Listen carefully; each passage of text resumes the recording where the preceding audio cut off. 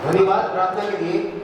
आज हमारे लिए फिर बड़ी आनंद की बात है कि पेंटिकॉस्टल चर्च के पासवान रेवरेंड निखिल गुप्ता हमारे बीच में है। ना सिर्फ वो पासवानी करते हैं लेकिन बाइबल कॉलेज में वो पढ़ाते भी हैं। तो हम अपनी तरफ से, अपनी कलीसिया की तरफ से सपरिवार उनका स्वागत करते हैं। उनका परिवार भी हमारे मध्य में है, तो हम अपनी तरफ से, अपनी कलीसिया की तरफ से उनका स्वागत करते हैं। अब ये समय होगा कि हम परमेश्वर के सेवक को आमंत्रित करें। तो रेवरेंड निखिल गुप्ता को हम आमंत्रित करते हैं और आप ताली बजाकर उनका स्वागत किए। Reverend Nikhil Gupta. Thank you pastor ji, thank you.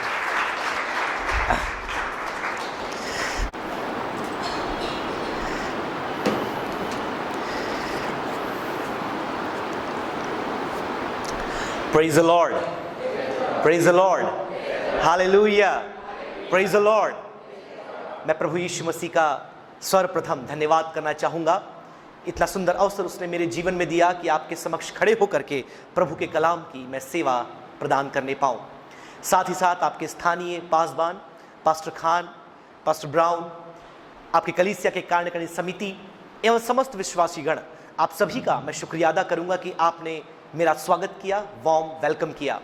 और साथ ही साथ हमारे वरिष्ठ पासवान, जैसे कि मैंने सुना आप उनके लिए लगातार प्रार्थना कर रहे हैं, उनकी तरफ से, हमारे पेंटिकॉस्टल चर्च ऑफ गॉड की कार्यकारिणी समिति की तरफ से एवं पूरी कलीसिया बाइबल कॉलेज की तरफ से आपके लिए अभिवादन प्रेषित करता हूँ। हालेलुया। सचमुच परमेश्वर कितना महान है। पूरे सप्ताह परमेश्वर के कलाम को हम अलग अलग वक्ताओं से, लोगों से सुनते आ रहे हैं, जैसे मुझे मालूम चला, और आज के दिन भी परमेश्वर हमसे बातें करना चाहता है। Praise the Lord. और ये दिन, जैसे पास्टर खान ने भी कहा, बुधवार का दिन है और आप सब जानते हैं इस दिन के बारे में यदि हम जिक्र करना चाहें तो इस दिन को और भी दो अन्य नामों से जाना जाता है। इससे पहले कि वचन में जाए, वो दो नाम मैं आपको बताना चाहूंगा। एक नाम तो है साइलेंट वेंसडे, मतलब शांत और खामोशी भरा बुधवार।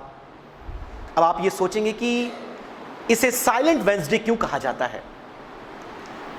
क्योंकि इस दिन बाइबल के घटनाक्रम को यदि आप गौर से पढ़ें और देखें तो अधिकतर कलीसिया इस बात को मानती है, मेनलाइन चर्चेस की, कि आज के दिन यीशु ने कुछ भी नहीं किया।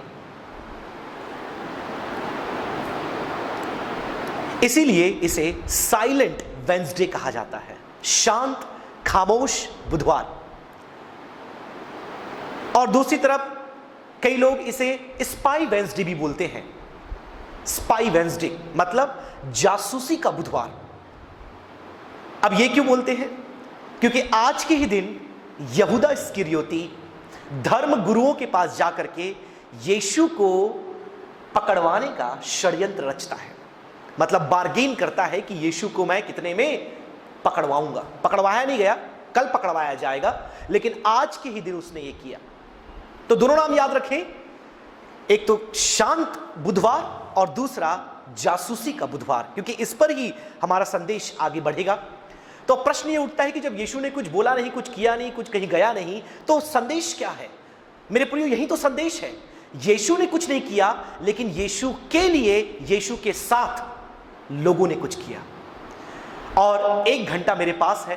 प्रयास ये रहेगा कि दोनों ही घटनाक्रम के बारे में मैं आपको बताऊं, लेकिन देखते हैं कि समय कैसे हमारे साथ चलता है। तो पहला जो मैंने घटनाक्रम आपको बताया, यीशु ने कुछ नहीं किया, लेकिन यीशु के साथ 2 लोगों ने कुछ किया। और एक तो महिला है और एक पुरुष है।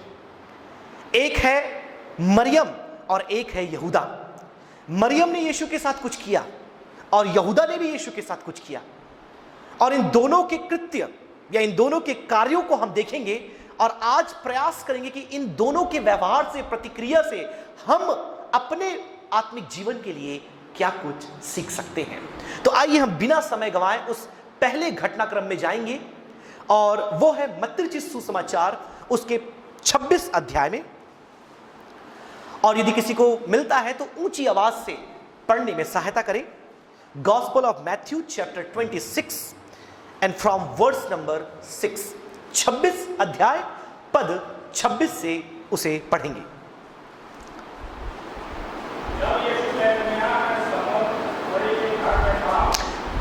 आप सभी ने सुना जिस प्रकार से उन्होंने पढ़ा, तब प्रभु यीशु मसीह, यह बुधवार का ही दिन था। अधिकतर धर्म विज्ञानी, बाइबल के ज्ञानकार इस बात को मानते हैं कि बुधवार के दिन प्रभु यीशु मसीह एक सिमोन नामक कोढ़ी के घर पर था जो बेतनिया में था। आगे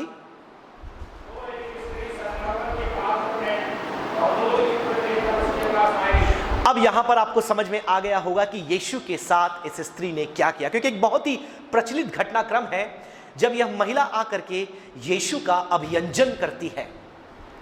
सरल भाषा में आप बोलते हैं अभिषेक करती है।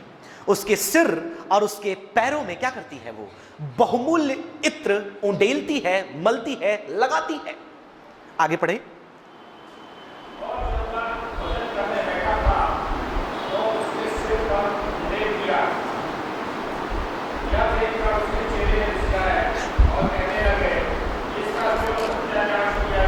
घटनाक्रम आगे बढ़ता है। आप देखते हैं प्रभु यीशु मसीह भोजन करने के लिए बैठा हुआ था, तैयार नहीं था उसके इस व्यवहार को स्वीकार करने के लिए, तैयार नहीं था। वो भोजन करने के लिए बैठा, लेकिन अचानक से ये स्त्री आती है और उस बहुमूल्य इत्र को, लेकिन इस घटना को थोड़ी और भी स्पष्टता के साथ यदि पढ़ना है तो हमें जाना पड़ेगा यूहन्ना की इंजील में, क्योंकि वहां पर इसी घटनाक्रम को यूहन्ना और भी खूबसूरती से कुछ और डिटेल्स उसमें ऐड करते हुए वो बताता है। मैं चाहूंगा उसके 12 अध्याय में हम आएंगे। यूहन्ना की इंजील अध्याय 12, और वहां पर आपको यह भी मालूम चलेगा कि यह स्त्री कौन थी। यहां पर आपको पता ही चल रहा है वो स्त्री, क्योंकि उसका नाम यहां पर नहीं बताया गया है। मत्ती ने उसका नाम नहीं बताया, उसने कहा एक स्त्री। आप मरकुस में भी इसको पढ़ सकते हैं, वहां भी वो नाम नहीं कहता, वहां भी कहता एक स्त्री, लेकिन यूहन्ना वहां बताता है वो एक स्त्री कौन थी। आइए हम पढ़े यूहन्ना 12 पद 3।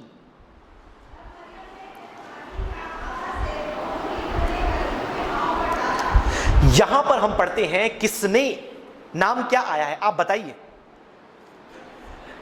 क्या नाम आया है? मरियम, जो लाजर की बहन थी। वह यीशु के पास आई और वहां लिखा है जटामासी का आधा सेर बहुमूल्य इत्र लेकर यीशु के पांव पर, हमने मत्ती में पढ़ा सिर पर, मतलब सिर और पांव दोनों जगह उसने उस बहुमूल्य इत्र को लगाया।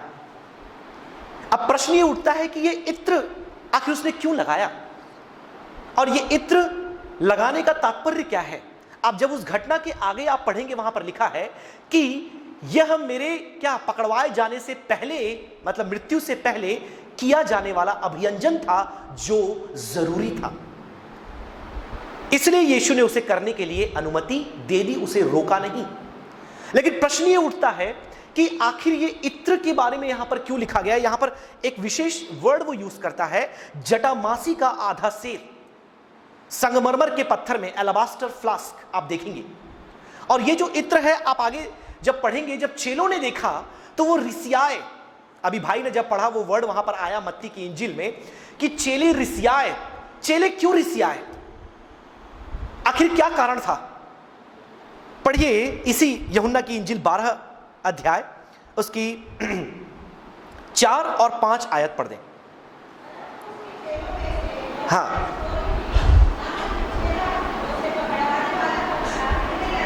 हाँ, वो कहता है कि 300 दिनार, मतलब उसकी जो कीमत थी इत्र की इतनी बेशकीमती थी कि 300 दिनार। मैं कैलकुलेट कर रहा था कि आज के समय में यदि हम इसको कन्वर्ट करें तो कितना आएगा।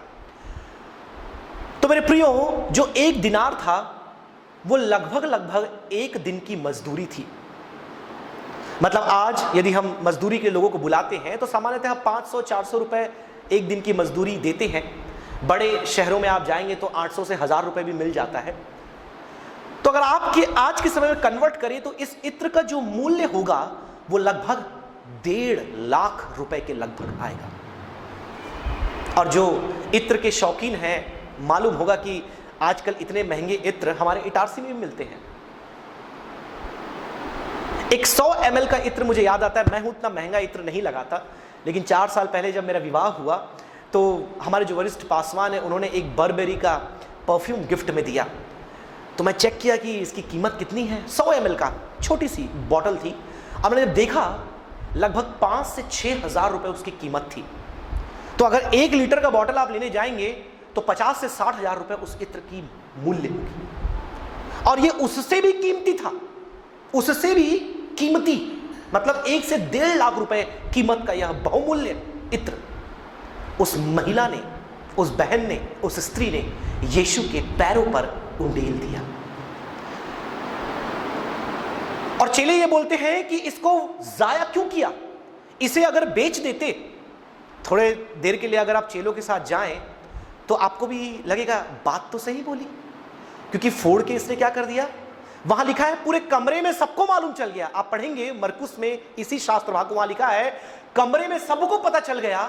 उसकी सुगंध इतनी तीव्र थी, सब जान गए कि किसी ने कहीं पर इत्र खोला है। और वहां लिखा है उसने फोड़ दिया, उसने उंडेला नहीं, उसने टपकाया नहीं।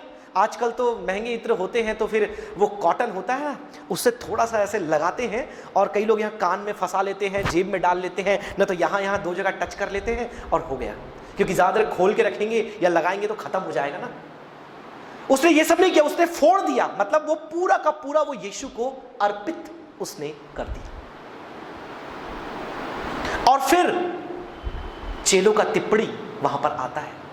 लेकिन आज चेलों ने क्या कहा, चेलों ने क्या बोला, लोगों ने क्या कहा, हम उसकी चर्चा नहीं करेंगे।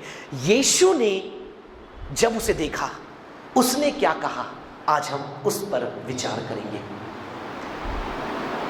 चेलों ने जब देखा उन्होंने टिप्पणी की। और कई बार ऐसा होता है कि आप भी जब प्रभु के लिए कुछ करने के लिए निकलते हैं, प्रभु की सेवा में आप आगे बढ़ते हैं, या आप कुछ भी अपने दिल से करना चाहते हैं, कुछ लोग वहां होते हैं जो पसंद नहीं करते और उनका कहना यही होता है, अरे भाई तुम ऐसे क्यों कर रहे हो, तुम ऐसा कर देते, अरे भाई तुमने ऐसा क्यों किया, तुम वैसा कर देते, अरे भाई ये इस तरीके से नहीं, इसको उस तरीके से करना उचित होता।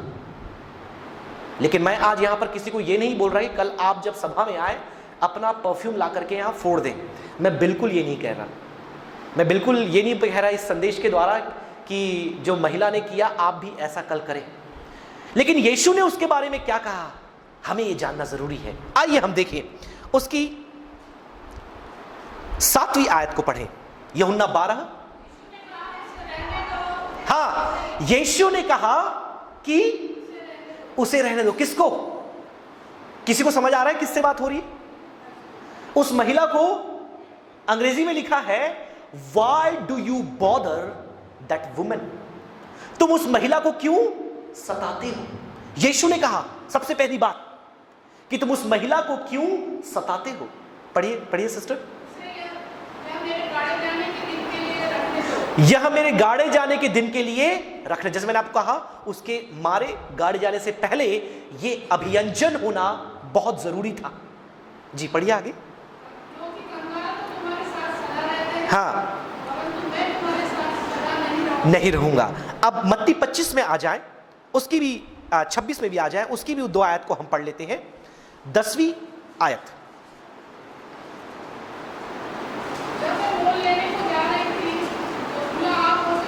मत्ती 26 उसका 10।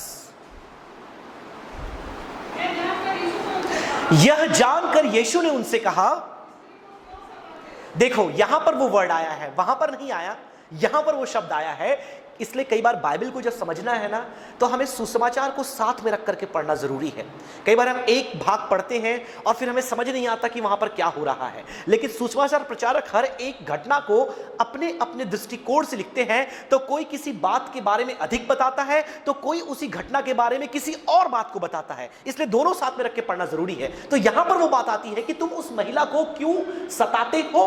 जी जी, पहली बात यीशु ने उससे कहा कि उसने मेरे साथ क्या किया है, भलाई किया है। यह सारा घटनाक्रम जब यीशु देख रहा था, लोगों की बातें सुन रहा था, क्या टीका टिप्पणी लोग कर रहे थे वो भी सुन रहा था। लेकिन जब वो खड़ा हुआ उसने महिला के पक्ष में बोला। सबसे पहले ये बोला, लोगों को शांत कर दिया जो बोल रहे थे कि तुम उसे क्यों सताते हो, चुप हो जाओ। और जब उन्हें शांत कर दिया, चेलों को, लोगों को और आलोचकों को, यीशु ने कहा कि इसने क्या किया है, बोलिए मेरे साथ, इसने क्या किया है, भलाई की है। आमीन, हालेलुया। She has done a good thing to me. उसके बाद दूसरी बात कंटिन्यू रखें जी, कंटिन्यू रखें वो आयत, 11वीं आयत।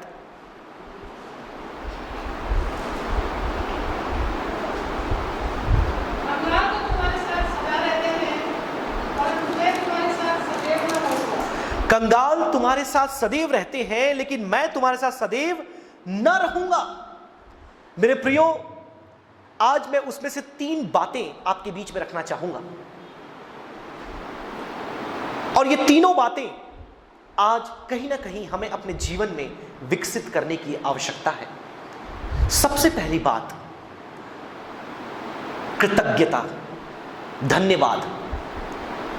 इस पूरे घटनाक्रम को आप देखेंगे मेरे प्रियो, कहीं ना कहीं मरियम ने अपने जीवन में यीशु मसीह से कुछ पाया, यीशु के द्वारा उसने कुछ तो प्राप्त किया, और जो उसने प्राप्त किया उसके बदले उसके पास जो था उसने यीशु को दे दिया। और यदि आप देखेंगे उसने क्या दिया, आपको मालूम चलेगा, जो सबसे कीमती चीज उसके पास थी उसने उसको दे दी, और ये उसके एक कृतज्ञता भाव का प्रमाण था। मेरे प्रियो, हम जब परमेश्वर के निकट आते हैं और देखते हैं कि उसने हमें क्या दिया, निश्चित तौर पर अगर मैं गवाही का मौका दूं तो हर एक खड़े होकर के यहां पर बताएंगे कि प्रभु ने आपको इतने सालों में, आपको कलीसिया आते, हो सकता है बच्चे भी बैठे हैं, बड़े भी हैं, 5 साल, 10 साल, 30 साल, या कुछ लोगों को 50 साल भी हुआ होगा, तो आप मुझे लंबी सूची बताएंगे कि प्रभु से मैंने क्या कुछ पाया है। लेकिन यदि कोई यहां पर ऐसा बैठा है या कोई मुझे सुन रहा है, एक बात जो हम सब ने प्रभु से प्राप्त की है और जो सबसे कीमती है, उससे कीमती कोई और बात नहीं, वो है उद्धार, वो है मोक्ष, वो है अनंत काल का जीवन, और वो है यीशु मसीह का बलिदान जो उसने आपके और मेरे लिए दे दिया है। मेरे प्रियो, हम कई बार जब इस पर विचार करते हैं, कई अधिकतर समय तो हम विचार नहीं करते, तो हमको ये बहुत सामान्य बात लगती है, लेकिन यदि आप इस पर गहराई से सोचें कि कैसे किसी ने आपके लिए अपने आप को बलिदान करके क्रूस पर चढ़ा दिया, आपके पापों के लिए अपने आप को कुर्बान कर दिया, आप अपने आप को रोक नहीं सकेंगे। आप उसके लिए सब कुछ न्यौछावर कर देंगे, आप उसे अपना सब कुछ दे देंगे, आप अपने पास कुछ नहीं रख छोड़ेंगे। और मुझे लगता है कहीं ना कहीं मरियम ने इस बात का एहसास किया कि यीशु मेरा मसीहा है। आमीन, हालेलुया। मेरे प्रियो, आज जरूरत है कि हम अपने आप को, अपने जीवन को जांचें, क्या मेरे जीवन में यीशु के लिए कृतज्ञता है? Am I thankful to God? क्या मैं परमेश्वर के प्रति धन्यवादित हूं? क्या मैंने परमेश्वर के उस बलिदान पर, उसके उस दान पर मैंने विचार किया है? और मैं आज आपको कोई ऐसी भौतिक वस्तुएं चढ़ाने के लिए नहीं बोल रहा, जैसे उसे संगमरमर के पत्थर में बहुमूल्य इत्र जो था उसने यीशु के लिए चढ़ा दिया। मैं ऐसे किसी वस्तु को चढ़ाने की बात नहीं कह रहा, मैं आपके दिल से खराई और सच्चाई से निकलने वाले धन्यवाद की बात करना चाहता हूं, क्योंकि वो इत्र जो था धन्यवाद का प्रतीक था। जो ग्रेटिट्यूड, जो कृतज्ञता उसके हृदय में थी उस महिला के, वह जो इत्र है उस बात का प्रमाण था। मतलब intent is greater than the action. मतलब आपकी जो मंशा है, आपका जो भाव है, आपके कार्य से भी ज्यादा महत्वपूर्ण है। इसका मतलब यदि आप कलीसिया में कोई दान, कोई भेंट दे रहे हैं, आप किस इरादे से दे रहे हैं, आप किस मंशा से दे रहे हैं, आपके मोटिव्स क्या है? क्या आप इसलिए दे रहे हैं कि लोग देखें? क्या आप इसलिए दे रहे हैं कि भाई साहब ने बोला है तो कुछ तो देना ही है? या आप इसलिए दे रहे हैं कि आप परमेश्वर के लिए कुछ करना चाहते हैं, आप परमेश्वर के राज्य का विस्तार देखना चाहते हैं? सब लोगों ने उसके, महिला के उस कार्य को देखा कि उसने इत्र के उस संगमरमर के पत्थर को तोड़ डाला और पूरा उंडेल दिया, लेकिन क्या लोगों ने उसके मन को देखा? क्या चेलों ने उसके हृदय को देखा? मुझे लगता है नहीं, क्योंकि अगर वो उसके मन को देखते तो कोई भी उसकी आलोचना नहीं करता। अगर उसके हृदय को वो देखते तो वे कभी भी उसकी आलोचना नहीं करते। कई बार हमारे जीवन में भी ऐसा होता है कि हम कई बार सारी बातें बाहरी मन से करते हैं। कलीसिया में भी आए तो कई बार हमारा कलीसिया में आना भी हाजिरी देने जैसा होता है कि अगर नहीं गए तो भाई साहब क्या सोचेंगे, अगर नहीं आए तो लोग इस बारे में क्या सोचेंगे। मैं चाहूंगा मरकुस के इंजिल से भी इस बात को हम पढ़ेंगे, उसके 14 अध्याय में आ जाएं। एक और बात मरकुस लिखता है जो ये नहीं लिखते। मरकुस 14 अध्याय, और मैं चाहूंगा उसकी 6वीं आयत से आप पढ़ें, पद 6। हाँ, अब देखिए उसी बात को हम अब मत्ती में पढ़े, फिर यूहन्ना में पढ़ा, अब मरकुस में पढ़ते हैं। यहां कुछ और आपको जानने को मिलेगा। पढ़िए। हाँ, उसने तो मेरे साथ भलाई की है, मैंने बताया आपको जी, सदा रहते हैं, कर सकते हो। 8वीं आयत, जी जी जी 8वीं आयत देखिए, यहां पर यीशु एक और बात कहते हैं, जो कुछ वो कर सकी वह उसने किया। जो कुछ वो कर सकी वह उस, यीशु ये बात कैसे कह सकते हैं? क्योंकि यीशु उसके मन को देख रहा था, यीशु उसके हृदय को देख रहा था, लोग नहीं देख रहे थे। इसलिए यीशु ने कहा जो कुछ वो कर सकी, whatever she could do, she did it। मेरे प्रियो, आज परमेश्वर आपके मन को देख रहा है। Thank you. आज परमेश्वर आपके हृदय को देख रहा है। वो ये नहीं देख रहा कि आप क्या बड़ा आज भवन में देने के लिए परमेश्वर के लिए आए हैं। वो ये नहीं देख रहा कि आप कितना कुछ आज करने को तैयार हैं। वो देख रहा है कि आपके दिल में उसके लिए करने के लिए क्या कुछ है। आपका मन आज कितना प्रभु के लिए समर्पित है, क्योंकि उसने देखा जो कुछ वो कर सकी। ये कर सकने वाली जो बात है ना, ये बहुत इंपॉर्टेंट है मेरे प्रियो। धन्यवादी मन। भजन में परमेश्वर कहता है, ना तुम्हारे बैल ना तुम्हारे बकरे मुझे चाहिए, ना तुम्हारे अन्न बलि ना तुम्हारे मेल बलि मुझे चाहिए, तुम्हारे दान तुम्हारे दशमांश मुझे नहीं चाहिए, लेकिन मुझे क्या चाहिए? मुझे क्या चाहिए? एक धन्यवादी मन, एक ऐसा हृदय जो परमेश्वर के लिए क्या है। और यह बात तब कही गई पुराने नियम में, जब लोग कलीसिया में बैल बकरे, कलीसिया नहीं मंदिर में बैल बकरे और कबूतर लेकर के आते थे। हर एक अपने अनाज का, अपने खेत का दशमांश लेकर के आते थे। राई और जीरे का भी दशमांश लेकर के आते। ये तब की बात है। तब परमेश्वर ने क्या कहा था?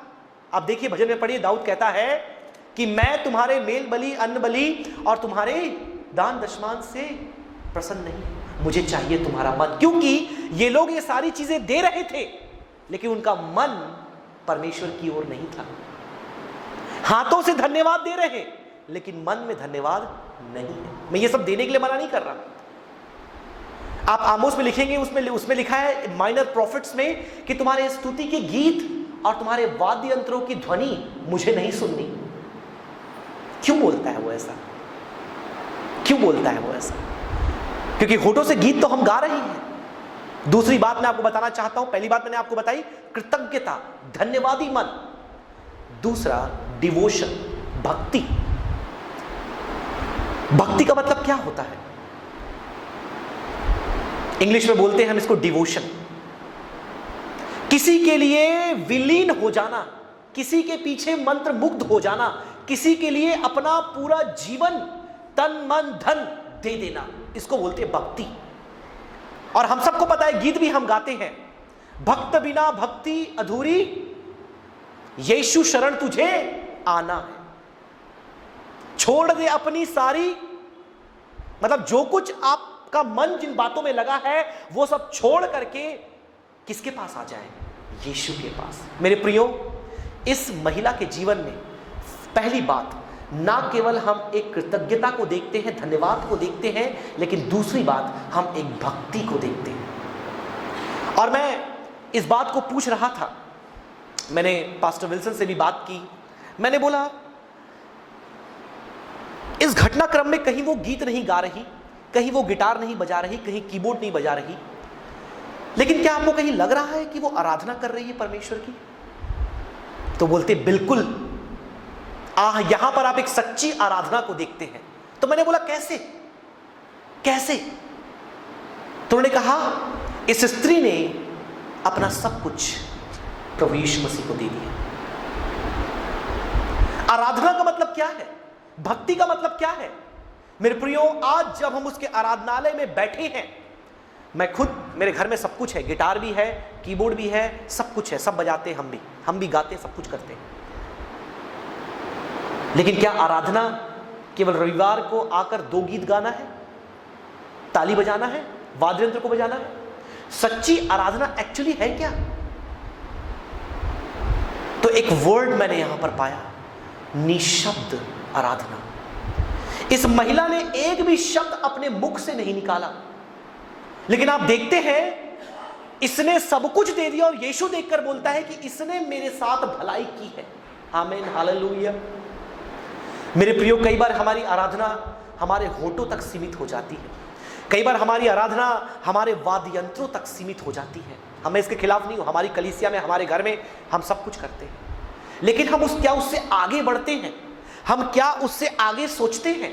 क्या हम उसके साथ साथ अपने मन में उस कृतज्ञता भाव को और भक्ति को लेकर के रखते हैं? हमारी मंशा क्या होती है? हमारे इरादे क्या होते हैं? हम परमेश्वर के लिए क्या देना चाहते हैं? और बाइबल में तो ये लिखा है, अब तक तो हम केवल बलिदान देने की बात कर रहे थे, अब रोमी 12 में आएंगे, वहां लिखा है कि तुम्हारा देह, तुम्हारा सब कुछ परमेश्वर को जीवता बलिदान के रूप में क्या करो? चढ़ा दो। अब कई लोग ये सोच रहे हो कि आपने देह चढ़ाने को बोला तो हम भी क्रूस में लटक जाते हैं। हेलो, क्योंकि अपने देह को क्या है? जीवता बलिदान के रूप में चढ़ाओ, बाइबल में लिखा है। उसका अर्थ आत्मिक है, मतलब ये कि तुम्हारी देह जो परमेश्वर का मंदिर है, वह परमेश्वर के लिए क्या हो जाए? अलग हो जाए, अर्पित हो जाए, जिसके द्वारा तुम संसार की बातों से, बुराई से अपने आप को अलग रख पाओ। मेरे प्रियो, आज ये समय होगा कि हम अपने जीवन को जांचें कि क्या हमारे अंदर तमाम उन बाहरी क्रियाकलापों के अलावा क्या परमेश्वर के लिए कृतज्ञता, धन्यवादी हृदय और भक्ति जो कि हमारी आराधना है, क्या हमारे मन में उसके लिए है? जो कुछ हम उसके लिए करते हैं, क्या ये वही है जो कुछ बेस्ट हम उसके लिए कर पाए? मेरे प्रियो, तीसरी बात बताकर मैं इस घटना को समाप्त करते हुए दूसरे घटना में जाना चाहूंगा। तीसरी बात आप देखते हैं, पढ़िए उसका 36 वचन, मरकुस 12 का, या फिर आप मत्ती से भी पढ़ सकते हैं क्योंकि वही बात वहां भी लिखी है। मत्ती 26 से पढ़ दे, मत्ती 26 उसका 13। ये बात तीनों जगह लिखी है, मत्ती में भी लिखी है, मरकुस में भी लिखी है, यूहन्ना में भी लिखी है, इसलिए हम मत्ती से भी पढ़ सकते हैं। 26 उसका 13, पद 13।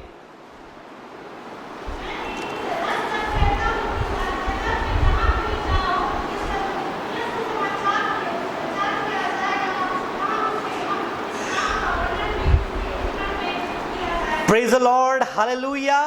प्रभु यीशु मसीह यहां क्या बोलते हैं कि जहां कहीं जगत में सुसमाचार का प्रचार किया जाएगा, वहां पर इस स्त्री के बारे में भी बताया जाएगा। Praise the lord, hallelujah. अभी ध्यान से सुनिएगा, अब तक यीशु मसीह इजराइल से बाहर नहीं गए। उनका जन्म, उनकी सेवा, उनका दुख भोगना, उनकी मृत्यु, उनका पुनरुत्थान, सब कुछ कहां हुआ? इजराइल के अंदर। अब तक वो बाहर नहीं गए, लेकिन वहां पर एक बात वो कहते हैं कि जगत में, मतलब उन्हें मालूम था एक दिन आएगा जब इजराइल से बाहर पूरी दुनिया में मेरे सुसमाचार का प्रचार होगा। Praise the lord, hallelujah.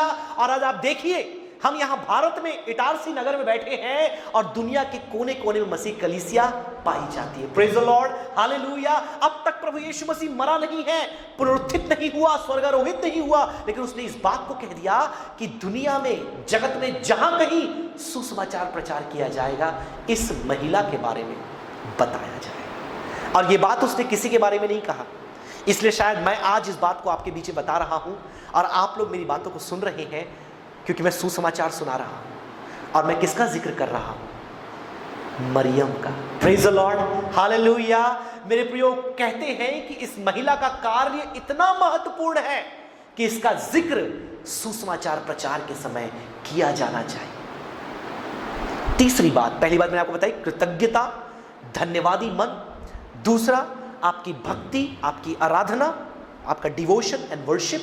And third gospel preaching, सुसमाचार का प्रचार। मेरे प्रियो, कई बार हमने जो स्वाद मसीह का चखा है, हम अपने तक ही उसको क्या कर लेते हैं? सीमित कर लेते हैं। हमने जो मसीह यीशु को जाना है, हम अपने तक क्या कर लेते हैं? उसको कंटेन करके सीमित कर लेते हैं। लेकिन यहां पर यीशु मसीह बताते हैं कि इस महिला ने जो किया है, उसे क्या किया जाना चाहिए? जहां कहीं सुसमाचार सुनाया जाता है, जगत में उसका प्रसार होना चाहिए। मेरे प्रियो, आज जरूरत है कि हम अपने जीवन से उस पुनरुत्थित, अभी मृत्यु होने वाली है, दुख भोग में आप देखेंगे कल वो प्रभु की मेज की सेवा की जाएगी, यीशु पकड़वाया जाएगा, कान वगैरह कटने की घटना वहां पर होती, वो सब कुछ होगा, उसे ले जाया जाएगा और आप देखेंगे शुक्रवार को उसकी मृत्यु हो जाएगी। लेकिन उसकी मृत्यु पर्याप्त नहीं है और पौलुस कहता है केवल यीशु मरा और जी ना उठा तो हमारा प्रचार करना व्यर्थ है। वो शनिवार को विश्राम किया, शांत रहा, लेकिन रविवार की सुबह मेरे प्रियो, संडे को वो क्या हुआ? पुनरुत्थित हुआ। आमीन, हालेलुया। और वही पुनरुत्थान हमारे सुसमाचार का प्रचार है। और यीशु कहता है कि जब कुरिन्थ कलीसिया को बोलता है, जब मैं तुम्हारे पास आया, मेरे प्रचार का केवल एक विषय था। आपको पता है क्या था वो विषय? क्रूस पर चढ़ाया गया मसीह। मैं एक ही विषय लेकर के आया कि क्रूस पर जो मसीह मरा है, वो तुम्हारे लिए मरा है, वो मृतकों में से जी उठा है, वो तुम्हारे लिए जी उठा है, और वो वापस आ रहा है, तुम्हें लेने के लिए आ रहा है। आमीन, हालेलुया। और यह वचन क्या है? सुसमाचार है और जगत में इसका प्रसार किया जाना है, लोगों को यह बताना है, ताकि वे लोग जो अब तक अशांत हैं, वे लोग जो अब तक वेदना में हैं, वे लोग जो अब तक तंगहाली में हैं, वे लोग अब जब तो बीमारी में हैं, वे लोग जो अब तक अपने उद्धारक से वंचित हैं, वो अपने उद्धारकर्ता को जानने पाए। Praise the lord, hallelujah. ये तीन बातें मेरे प्रियो आज हम अपने साथ लेकर के जाएं इस महिला से सीखते हुए। एक तो है मेरे प्रियो एक धन्यवादी मन, क्योंकि जब तक हृदय में धन्यवाद नहीं होगा, कोई भी अपना बहुमूल्य, अपना बेस्ट यीशु को नहीं देगा। उस महिला ने अपना बेस्ट दिया। मैं आज आपसे पूछना चाहता हूं, आपके पास आपका बेस्ट क्या है? आपके पास आपका सर्वोत्तम क्या है? आप क्या उसे दे सकते हैं? आप क्या उसके लिए कर सकते हैं? क्योंकि वहां यीशु ने क्या कहा? इस महिला ने मेरे साथ भलाई की है। हेलो, इस महिला ने मेरे साथ भलाई की है। आज क्या भलाई हम मसीह के लिए करना चाहते हैं या मसीह के लिए उसके अर्पित करना चाहते हैं? और मुझे लगता है अपने आप को देने से अच्छा कुछ भी नहीं, एक धन्यवादी मन देने से अच्छा कुछ भी नहीं, एक जीवन जो मसीह को समर्पित है उससे अच्छा कुछ भी नहीं। और केवल वहां नहीं, परंतु आगे भक्ति और आराधना, निशब्द आराधना, मैं कहना चाहूंगा निशब्द आराधना। एक शब्द भी उसने मुंह से नहीं बोला, लेकिन यीशु उससे प्रसन्न हो गया, उससे खुश हो गया। हम यही तो कहते हैं, जब वर्शिप के लिए आते हैं हम क्या बोलते हैं? आइए हम प्रभु की स्तुति करें, उसको सराहें, उसकी आराधना करें, उसकी स्तुति करें, और बोलते हैं स्तुति रूपी सिंहासन पर वो विराजमान होता है। हेलो, लेकिन इस महिला ने एक भी वर्ड बोला क्या? हालेलुया बोला, स्तुति बोला, प्रशंसा बोला? गाओ गाओ जय की गीत गाओ, गाया उसने? मेरे प्रियो, वो निशब्द आराधना केवल कलीसिया की सुबह 10 मिनट के लिए नहीं, जीवन पर्यंत हमारे मन से निकलनी चाहिए। तब परमेश्वर जब ऊपर से हमको देखे, वो बोले इस बहन ने मेरे लिए भलाई की है, आमीन हालेलुया। इस भाई ने मेरे लिए भलाई की है, प्रेज द लॉर्ड हालेलुया। उस बच्चे ने मेरे लिए भलाई की है, प्रेज द लॉर्ड। क्योंकि हमारा मन, हमारा हृदय कृतज्ञता से, धन्यवाद से, भक्ति से और सुसमाचार के प्रचार करने के भाव से परिपूर्ण है। आधा समय समाप्त हुआ, शीघ्रता से हम दूसरे घटनाक्रम में जाएंगे। और जैसे मैंने आपको बताया, दूसरा घटनाक्रम क्या है, कितनों को याद है? यहूदा इस्करियोती यीशु को पकड़वाने के लिए धर्म अगुओं से क्या करता है? जाकर चर्चा करता है, वार्तालाप करता है कि कितने में यीशु को पकड़वाना है। आप वो घटनाक्रम पढ़ेंगे प्रियो, बिल्कुल उसके नीचे 26 अध्याय 6 से हमने पढ़ा। अब हम आएंगे यहूदा इस्करियोती की घटनाक्रम पर 14 आयत से। जी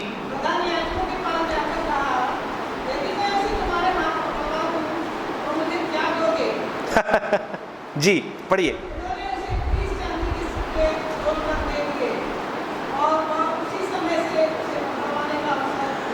तुम मुझे क्या दोगे? ये वही चेला था जो लगभग 3.5 साल यीशु के साथ सेवा किया।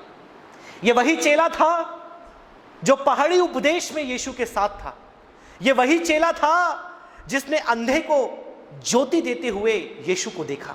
ये वही चेला था जो उसके संग संग हर गांव में, हर नगर में प्रचार के लिए जाया करता था। और आज देखिए, यीशु को पकड़वाने के पीछे उसका हाथ है। मेरे प्रियो, 3 प्रश्न आज मैं आपके सामने रखना चाहूंगा यहूदा के विषय में। कई सारे प्रश्न हैं, लेकिन जो समय है उसके वजह से केवल 3 क्वेश्चन रखूंगा। कई लोग ये बोलते हैं कि क्या यहूदा ने परमेश्वर के द्वारा बाधित होकर के ये काम किया? कई लोग बोलते हैं क्या यहूदा को पहले से नियुक्त किया गया था ये करने के लिए? कई लोग ये बोलते हैं कि यहूदा ने क्या अपने मन से ये किया? उन सारे विषयों पर हम चर्चा न करके 3 क्वेश्चंस मैं यहूदा के विषय में पूछूंगा और वही प्रश्न हमारे और आपके लिए मैं लागू करूंगा और हम देखेंगे कि उस प्रश्न का उत्तर आज हम क्या देते हैं। सबसे पहला प्रश्न यहूदा के लिए जो मेरे पास है कि क्या यहूदा ने यीशु को उद्धारकर्ता के रूप में स्वीकार किया था? क्या यहूदा ने यीशु को मसीहा के रूप में स्वीकार किया था? यह मेरा पहला क्वेश्चन है। आप क्या बोलना चाहेंगे इसके विषय में? आइए हम एक आयत पढ़ते हैं, मत्ती 26 उसका 25 पढ़ें। मत्ती 26 पद 25।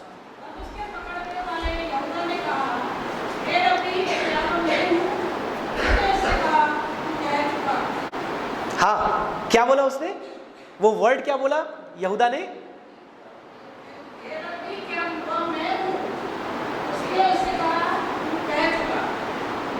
आपने सुना उसने कौन सा शब्द संबोधित किया यीशु को?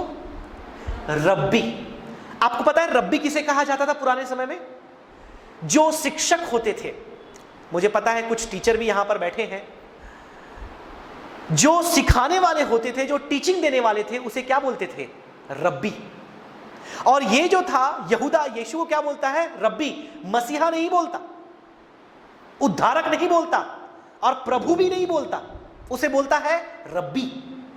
मेरे प्रियो, दुनिया में बहुत से लोग हैं जो यीशु को एक ग्रेट टीचर मानते हैं, बहुत महान शिक्षक। कई लोग उसे महान धर्मगुरु भी मानते हैं। कई लोग उसे एक महान, दुनिया के सबसे बड़े धर्म का संस्थापक भी मानते हैं। लेकिन यीशु को मसीहा हर कोई नहीं मानता। यीशु को उद्धारक हर कोई नहीं मानता। क्या यीशु इस दुनिया में इसलिए आया कि हम उसे रब्बी माने? क्या यीशु इस दुनिया में इसलिए आया कि हम उन्हें धर्मगुरु माने? क्या यीशु दुनिया में इसलिए आया कि हम उसे एक महान अगुआ माने? आप मुझे बताइए, यीशु इस दुनिया में क्यों आए? उसका नाम है यीशु मसीहा। मेरे प्रियो, 3.5 साल यीशु के साथ रहने के बाद भी यहूदा ने उसे मसीहा करके नहीं माना था। और आगे 2 बातें मैं और बताऊंगा उसके बारे में, जिससे पता चलेगा कि यहूदा का उद्धार अब तक नहीं हुआ था। अब तक उसके जीवन में उद्धार का अनुभव नहीं था, क्योंकि अब तक यीशु को वो क्या देखता था? एक शिक्षक के रूप में, एक रब्बी के रूप में देखता था, उद्धारक मसीहा के रूप में नहीं देखता था। फिर आप एक और आयत पढ़ दे, उसकी 49 पद भी पढ़ दे, पद 49 उसी का, मत्ती 26 पद 49। हाँ हाँ, फिर क्या लिखा है वहां पर? फिर से उसने उस शब्द का इस्तेमाल किया, क्या बोला?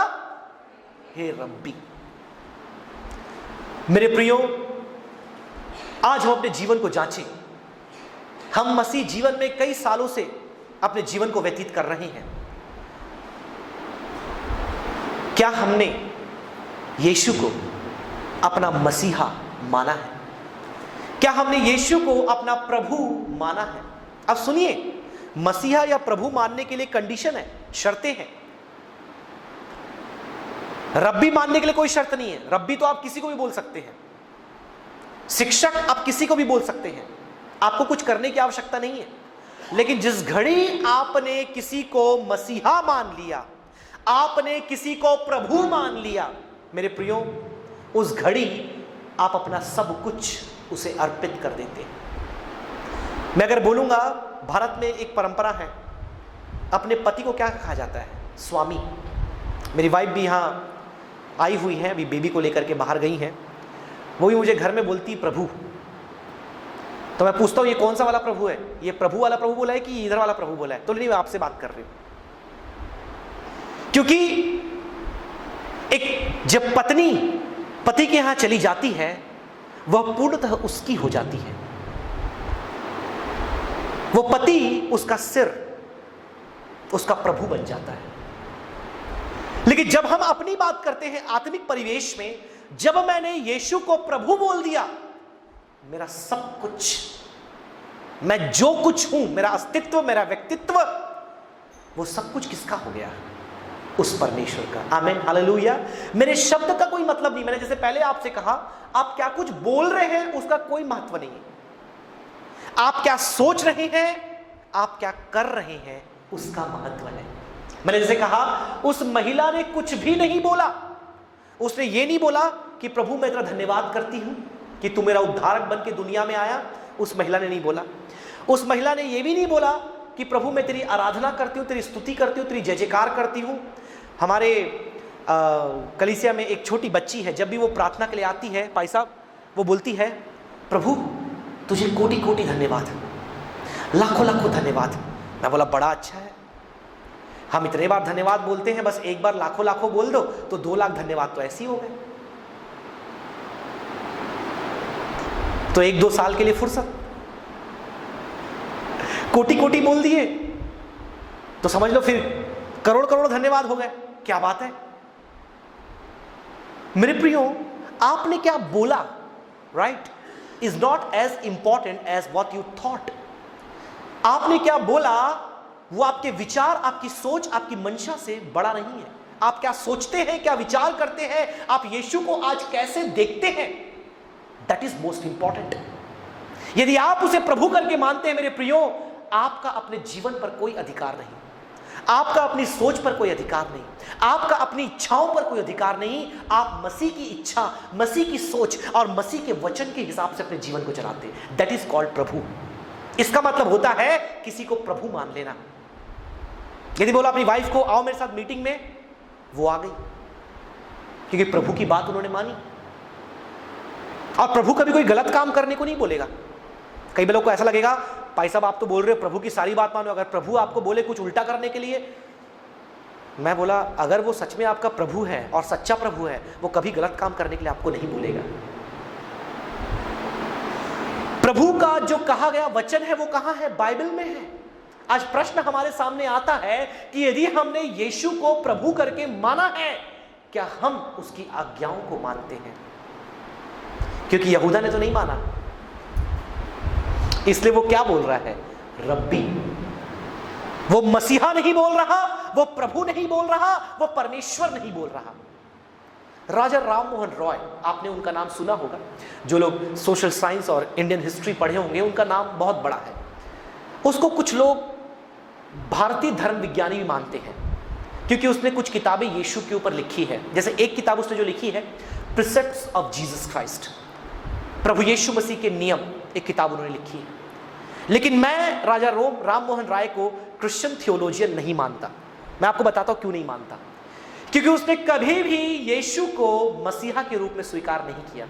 उसने अपनी किताब में लिखा है कि यीशु एक महान शिक्षक थे। क्या लिखा है?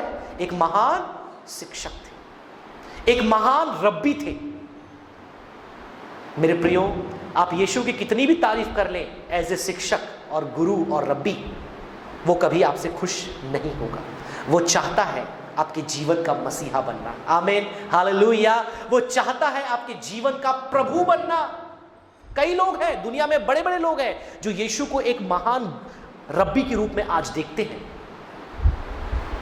इसलिए आपने सुना होगा C.S. लुइस, जो बहुत बड़े लेखक हैं, धर्ममंडल शास्त्री हैं, अभी तो उनकी मृत्यु हो चुकी है, लेकिन उन्होंने जो किताबें लिखी है आज तक लोग उसे पढ़ते और उस पर मूवीज बनती हैं, क्रॉनिकल्स ऑफ नार्निया। मेरे प्रियो, वो एक बात बोलते हैं, या तो आप यीशु को लायर बोलो, या तो आप यीशु को लुनाटिक बोलो, या तो आप यीशु को प्रभु बोलो। चौथा विकल्प आपके पास नहीं है। अब ये तीन विकल्प क्या है? या तो उसे आप पागल बोल दो, सनकी बोल दो, या तो उसे आप क्या कह दो, इसका दिमाग मतलब क्या बोलना चाहिए, झूठ बोलने वाला है, झूठ बोल रहा है, या तो आप एक ही विकल्प है, उसे प्रभु बोलो। चौथा विकल्प आपके पास नहीं है। मैं रिपीट करूंगा, ध्यान से सुनिएगा। यहूदा ने उसे रब्बी कहा, लेकिन यीशु चाहता है कि आप उसे क्या कहें? या तो आप उसे झूठा बोल दो, यीशु झूठा था, उसे जो कुछ बोला झूठ था, वो दुनिया में आया नहीं आया, मरा नहीं मरा, हमको नहीं पता, वो झूठ है। या तो आप ये बोल दो और आप चले जाओ। दूसरी बात, या तो आप ये बोल दो कि वो पागल था, उसका दिमाग ठिकाने में नहीं था। अगर ये दोनों आप नहीं बोलना चाहते तो तीसरा आपको मानना ही पड़ेगा। वो तीसरा क्या है पता है? प्रभु। तो बोलता है लायर, लुनाटिक और लॉर्ड। मेरे प्रियो, आज आप यीशु को क्या मानते हैं, कैसे आप देखते हैं, इससे कोई फर्क नहीं पड़ता। फर्क यह पड़ता है कि क्या आपने उसे मसीहा के रूप में देखा है, क्या आपने उसे उद्धारकर्ता के रूप में स्वीकार किया है, क्या आपने आज उसे अपना प्रभु माना है। सेकंड क्वेश्चन, पहला प्रश्न था कि क्या यहूदा ने यीशु को मसीहा माना? उत्तर में क्या है? नहीं। सेकंड क्वेश्चन, क्या यहूदा मसीह के साथ आर्थिक लाभ के लिए था? आइए हम देखें। यूहन्ना 12 उसका 5 और 6। मैंने अभी वो शास्त्र भाग पढ़ा था, आपको याद है? वो महिला यीशु के पैरों पर संगमरमर के उस पत्थर को तोड़कर पूरे इत्र को उंडेल देती है। तब वहां पर एक चेला आता है। भाई साहब, वो चेला क्या बोलता है? यूहन्ना उस चेले के बारे में बताता है। कौन बताता है? यूहन्ना। वो क्या बोलता है यूहन्ना उसके बारे में? पढ़िए। हाँ, ये कौन बोल रहा है आपको मालूम है? यहूदा। मत्ती मरकुस में आप पढ़ते हैं तो चेलों का नाम लिखा है, मतलब चेलों ने बोला, लेकिन यूहन्ना में आप आते हैं वो चेलों का नाम भी बता देता है। वो चेला कौन है बोलने वाला? यहूदा इस्करियोती। और वो क्या बोलता है सिस्टर? पढ़िए। 300 दिनार में बेच देते। बहुत बढ़िया, अच्छा राय है। अब आगे देखते हैं। सुनकर अच्छा लगा कि नहीं आपको? विचार बहुत अच्छा है। इसको फोड़कर बर्बाद करने से अच्छा है बेचकर गरीबों को बांट दो। लेकिन आगे देखिए उसके बारे में क्या लिखा है। अब देखिए, यूहन्ना हमें बताता है कि ये बात उसने क्यों कही, उसके मन में क्या था। इसलिए मैंने आपसे शुरू से ये बात कह रहा हूं कि आप क्या कर रहे हैं, क्या बोल रहे हैं, वो इंपॉर्टेंट नहीं है। आपके दिल में क्या है, आपके दिमाग में क्या है, वो इंपॉर्टेंट है। अब देखिए, यूहन्ना परमेश्वर के प्रकाशन से उसके मन की बात को पढ़ लिया कि यहूदा ने ये बात क्यों कही। पढ़िए सिस्टर। हाँ, अब देखिए, उसने ये बात इसलिए नहीं कही क्योंकि उसे कंगालों की क्या थी? चिंता थी। हेलो, मैंने अभी कहा कि कई बार हम बहुत सी आराधना करते हैं, भक्ति करते हैं, दान करते हैं, कलीसिया में, कन्वेंशन में उपस्थिति दिखाते हैं। क्यों? आइए ये प्रश्न हम अपने आप से करें। मैं अपने आप से इस प्रश्न को करूं, क्यों? अब देखिए वो क्यों करता है। इसलिए नहीं कि कंगालों की चिंता थी, वरन हाँ, अब आई ना बात सामने, अब हुआ सत्य उजागर। वो कौन था? चोर था। यहूदा इस्करियोती चोर था। और देखिए आगे क्या लिखा उसके बारे में। उसके पास क्या रहती थी? थैली रहती थी। और उसमें जो कुछ डाला जाता था वो निकाल लेता था। अब देखिए उसके जो उसने बोला वो सुन करके कितना अच्छा लगा, लेकिन अब जब उसके अंदर का मन उजागर हुआ तब समझ में आया कि ये ऐसा क्यों बोल रहा था। मेरा दूसरा क्वेश्चन क्या था? पहला प्रश्न था मेरा, क्या यहूदा ने यीशु को मसीहा माना था? उत्तर में था नहीं। दूसरा प्रश्न कि यहूदा यीशु के पीछे क्यों चल रहा था? क्या यहूदा यीशु के पीछे भौतिक बातों के लिए लगा हुआ था? उत्तर क्या है? वो यीशु के पीछे पैसों के लिए चल रहा था। वो यीशु के पीछे आर्थिक बातों को, भौतिक वस्तुओं को पाने के लिए चल रहा था। मैं नहीं बोल रहा, वचन कह रहा है। क्योंकि यहूदा, ध्यान रखें, मैंने पहले आपको बताया 3.5 साल जो यीशु ने सेवकाई की वो उसके साथ था। उसके साथ उठा, बैठा, खाया, पिया, यात्रा किया, चमत्कार देखा, चंगाई देखा, और क्या कुछ नहीं किया। क्योंकि 12 चेले हमेशा यीशु के साथ रहते थे। आप पढ़िएगा। और सेवकाई की शुरुआत में ही यीशु ने इन 12 को बुला लिया था। और अंतिम समय तक, अभी तक देखिए, ये सब कब भागेंगे पता है? जब कल वो पकड़वाया जाएगा। अब तक सब उसके साथ हैं। हम पैशन वीक में है ना, दुख सप्ताह में है। रविवार को वो यरूशलेम में प्रवेश करता है, सोमवार को मंदिर की सफाई करता है, मंगलवार को आप देखते हैं क्या होता है, उसका विवाद धर्म अगुओं के साथ होता है, बुधवार को वो कुछ नहीं करता, शांत रहता है। ये 2 लोग उसके साथ व्यवहार करते हैं। कल के दिन वो प्रभु के मेज को स्थापित करता है, भोजन करता है, पकड़वाया जाता है। शुक्रवार को मृत्यु को प्राप्त हो जाता है। शनिवार को सप्त का दिन मनाता है, शांत रहता है, अधोलोक में जाकर के वचन सुनाता है, और रविवार को पुनरुत्थित होता है।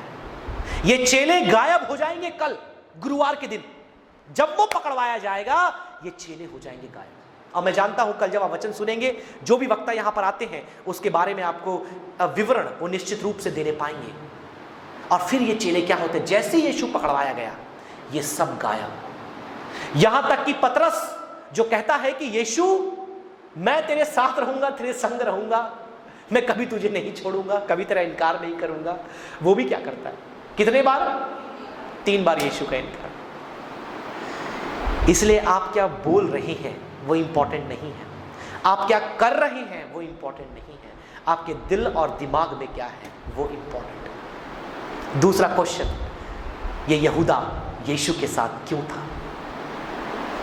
वो पैसों के लिए, आर्थिक बातों के लिए, आर्थिक, कई बार हम भी आज ये प्रश्न यदि हम आप और हमसे करें कि आज हम यीशु के साथ क्यों हैं, आज हम मसीह के पीछे क्यों चल रहे हैं, आज हम प्रार्थना क्यों कर रहे हैं, आज हम आराधना क्यों कर रहे हैं, आज हम भक्ति क्यों कर रहे हैं,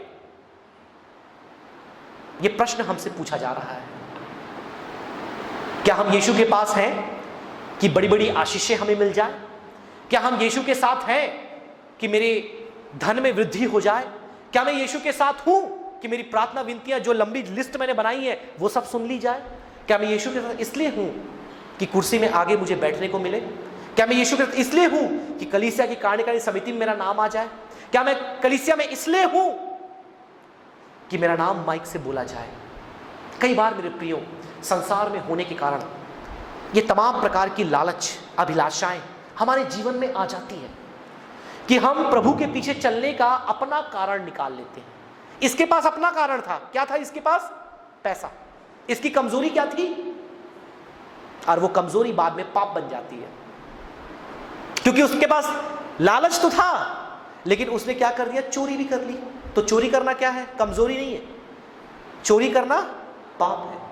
आज आप विश्वास नहीं करेंगे, आजकल लोग ये मान रहे हैं कि पाप को कमजोरी बोल रहे हैं। क्या बोल रहे हैं? पाप को कमजोरी। लेकिन बाइबल में पाप को पाप कहा गया है, आप कमजोरी नहीं बोल सकते। ये कई लोग बोलते हैं अरे मैं अल्कोहल लेता हूं, ये एक मेरी कमजोरी है भाई साहब कि मैं शराब छोड़ नहीं पाता। मेरे प्रिय भाई, मेरी प्रिय बहन, बाइबल में अल्कोहल को कमजोरी नहीं कहा गया है, इट इज अ सिन। बोलते भाई साहब सब तो ठीक है, मैं कभी कभी झूठ बोल देती हूं। आजकल के बच्चे, छोटे बच्चे मुझे दिख रहे हैं, बुरा मत मानिएगा, माता पिता जब आप बात करते हैं झूठ बोल देते हैं कभी कभी, राइट? और बोलते हैं मैं क्या करूं, मेरी एक कमजोरी है, मैं झूठ बोल देती हूं, मैं झूठ बोल देता हूं।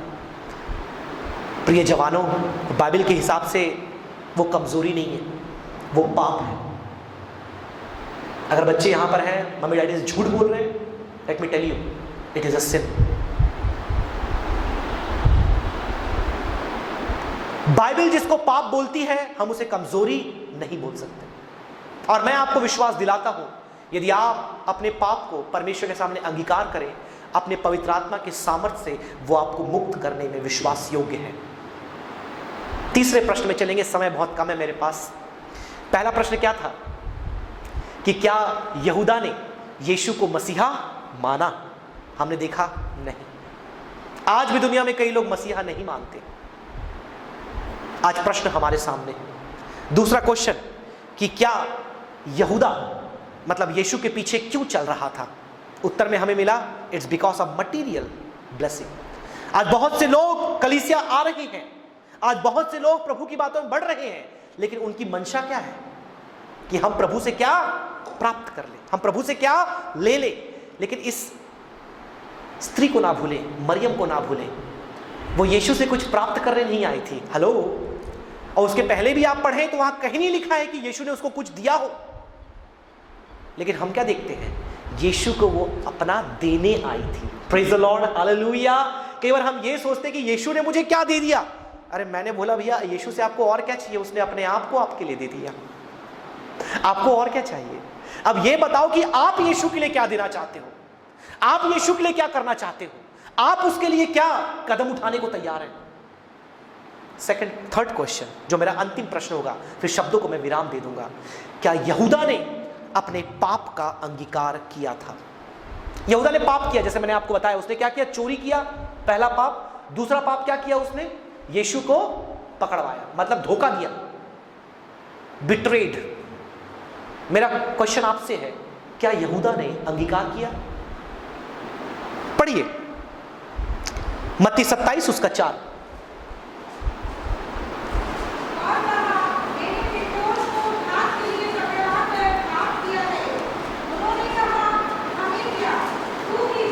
अब देखिए, यहूदा यहां पर बोल रहा है, जब यीशु पकड़वा गए, ले गया, सारी बातें हो गई, और अब वो क्या बोल रहा है? मैंने निर्दोष को पकड़वाया है। अब उसको एहसास हो रहा है कि यीशु कौन है? निर्दोष है, और मैंने उसे पकड़वाया है। ठीक है, उसे एहसास हुआ उसकी गलती का, लेकिन क्या उसने अंगीकार किया यीशु के सामने? हेलो, मेरा प्रश्न समझिए ध्यान से। कई बार हमें भी गलती का एहसास तो होता है कि हां मैंने गलत किया है, लेकिन क्या हम प्रार्थना में यीशु के सामने अंगीकार करते हैं? हेलो, मैं क्या बोल रहा हूं? यहूदा को एहसास हुआ, लेकिन मैं एहसास, भावना और इमोशंस की बात नहीं कर रहा। मेरा क्वेश्चन है कि क्या यहूदा ने अंगीकार किया? बाइबल में क्या लिखा है? पहले यूहन्ना में, यदि आप अपने पापों का अंगीकार करें तो परमेश्वर आपको माफी देने में क्या है? विश्वास योग्य है। Praise the lord, hallelujah. आज मेरा प्रश्न आपके सामने है, क्या आपने कोई गुनाह किया है, पाप किया है? बड़ी बात वो नहीं है कि आपने पाप किया है, बड़ी बात यह है कि क्या आपने अंगीकार किया है। यहूदा ने अंगीकार नहीं किया। जब यीशु पतरस को माफ कर सकता है, जब यीशु उस चोर जो कलवरी क्रूस में लटका है उसे माफ कर सकता है, क्या आपको लगता है क्या वो यहूदा को माफ नहीं करता? लेकिन यहूदा ने क्या किया? गलती का एहसास किया और आत्महत्या कर लिया। एहसास और आत्महत्या, वहां लिखा है वो पेड़ पे जाकर लटक गया और नीचे गिरा, उसका पेट फट गया, अतड़ियां बाहर आ गई, उसकी मृत्यु हो गई। मेरे प्रियो,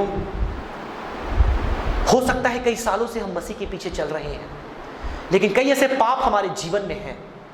हो सकता है, मैं निश्चित नहीं बोल रहा, हम उन पापों का अंगीकार शायद मसीह के सामने नहीं किया। एहसास हुआ होगा कि मैंने गलत किया, बट शायद अंगीकार हमने नहीं किया। और यदि अंगीकार नहीं किया तो वचन के अनुसार हम गुनाहगार हैं और हमारा अंत हो ना हो यहूदा के समान हो सकता है, आत्महत्या से नहीं वरन अंत के विनाश के द्वारा। मेरे प्रियो, आज इन बातों को बताकर मैं शब्दों को विराम देना चाहूंगा। इन दो व्यक्तित्व को हमने देखा, एक तरफ मरियम और एक तरफ यहूदा, और ये दोनों व्यक्तित्व को देखने के बाद मैं चाहूंगा कि हम मरियम के समान बनते चले जाएं और यहूदा से घटते चले जाएं।